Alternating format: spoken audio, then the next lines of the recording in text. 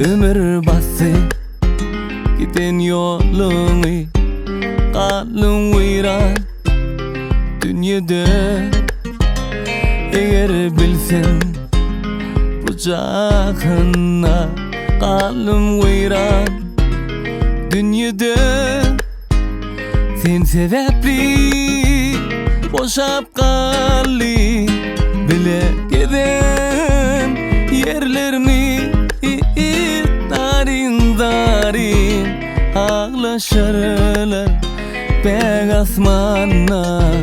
Durnalar darin darin ağlaşırlar gök asmana. Durnalar